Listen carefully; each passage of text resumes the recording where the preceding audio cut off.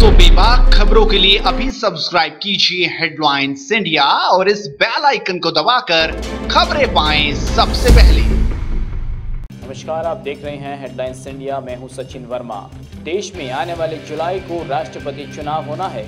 इसके लिए सभी राजनीतिक पार्टियां अपना दमखम लगाने में जुट गई हैं। सभी के सामने अब एक ही सवाल है कि आखिर देश का राष्ट्रपति कौन होगा।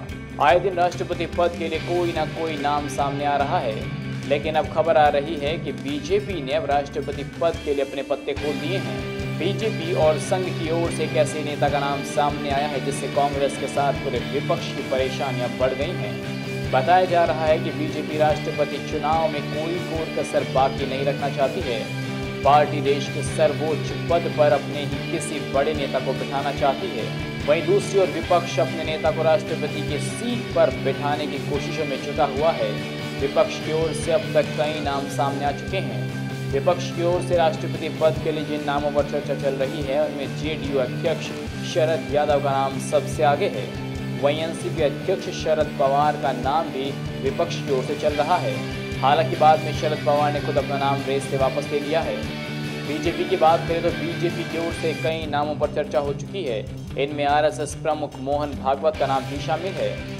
विश्व हिंदू परिषद के अध्यक्ष प्रवीण तोगड़िया के नाम पर भी विचार चल रहा है।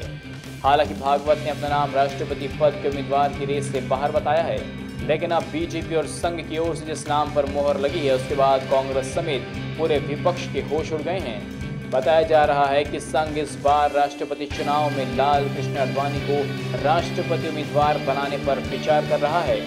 हालांकि अभी तक इस बात का कोई आधिकारिक ऐलान नहीं किया है, लेकिन सूत्र जो बता रहे हैं उनके मुताबिक संघ और बीजेपी लाल कृष्ण आडवाणी का नाम फाइनल करने वाली है। आपको बता दें कि बाबरी विध्वंस मामले में ट्रायल के बाद आडवाणी सहित 13 अन्य पर आपराधिक षड्यंत्र के आरोप के तहत मुकदमा चलाने का आदेश भी मिल चुका है। इसके बाद से ही कयास लगाए जा रहे थे कि लाल कृष्ण आडवाणी का नाम राष्ट्रपति पद की रेस से बाहर हो चुका है, लेकिन अब जो खबर आ रही है उसके मुताबिक ऐसा नहीं है, बल्कि पार्टी लाल कृष्ण आडवाणी को इस सर्वोच्च पद पर बैठाना चाहती है। आपको बता दें कि कोर्ट में ट्रायल चलने के दौरान अगर कोई व्यक्ति राष्ट्रपति पद पर आसीन हो जाता है तो भविष्य में आने वाले अदालत के किसी भी फैसले का उन पर कोई असर नहीं पड़ेगा। राष्ट्रपति पद पर होने के नाते उस व्यक्ति पर कोई भी मुकदमा नहीं चलाया जा सकेगा। ऐसे में इस बात की चर्चाएं भी हैं कि क्या लाल कृष्ण आडवाणी को राष्ट्रपति बनाकर केंद्र की सत्ता में आसीन कर बीजेपी अपने इस वरिष्ठ नेता को एक बड़ा जीवन दान देने वाली है।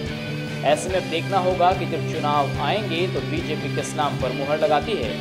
फिलहाल इस खबर में बस इतना ही। खबर को लाइक कीजिए, कमेंट्स कीजिए और चैनल को सब्सक्राइब करना मत भूलिए।